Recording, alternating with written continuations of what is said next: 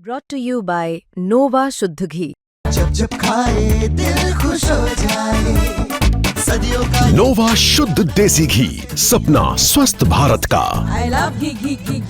फरीदाबाद के Al Falah medical college में पढ़ाने वाले डॉक्टर मुजम्मिल की जब गिरफ्तारी हुई और उसकी निशानदेही पर जब सबसे पहले 360 किलोग्राम विस्फोटक बरामद हुआ, तो उसी के साथ एक और भी चीज़ बरामद हुई थी, लेकिन उसका जिक्र अभी तक नहीं हुआ। दरअसल वो थी 50 लीटर कैस्टर ऑयल। आपको बता दें कि कैस्टर ऑयल का उस समय तक किसी को कोई उपयोग समझ में नहीं आया था, लेकिन जब गुजरात एटीएस ने एक डॉक्टर को गिरफ्तार किया जिसके पास से कैस्टर ऑयल बरामद हुआ, और उसने पूरा पुलिस में जब जांच में बताया कि किस तरह से उससे रीसिंग जैसा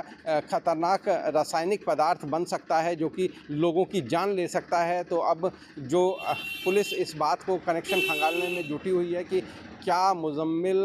भी इस तरह का, क्योंकि जिस तरह से उसके पास 50 लीटर कैस्टर ऑयल मिला है, तो क्या उसका भी उद्देश्य या उसके भी जहन में कहीं ना कहीं इस तरह की एक और चीज़ पैरेलल बनाने की थी। क्योंकि अमोनियम नाइट्रेट में से जिस तरह से दिल्ली में धमाका हुआ और कई 15 लोगों की जान गई, और अब जो है कैस्टर ऑयल का नाम सामने आया है और किस तरह से ये कैस्टर ऑयल ख़तरनाक हो सकता है। तो अब यही देखना होगा कि इनका और क्या प्लान था और इसमें और लोग कौन शामिल थे। अब आपको बता दें कि जिस तरह से यहाँ पिछले कुछ दिनों में हरियाणा में टेरर एक्टिविटीज़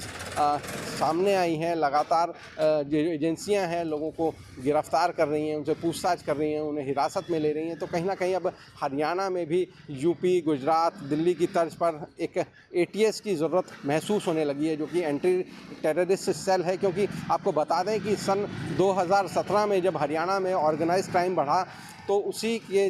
उसको देखते हुए हरियाणा सरकार ने एसटीएफ की स्थापना की थी, स्पेशल टास्क फोर्स, जो कि इस ऑर्गेनाइज क्राइम से निपटने के लिए, क्योंकि जिसमें नशा भी था, इसमें अवैध वसूली और तमाम जो आपराधिक जो हथियार हैं, इस तरह की स्मगलिंग, ये तमाम चीज़ों को जूझने के लिए, उनको रिकवर करने के लिए, ऐसे लोगों की धरपकड़ करने के लिए तब एसटीएफ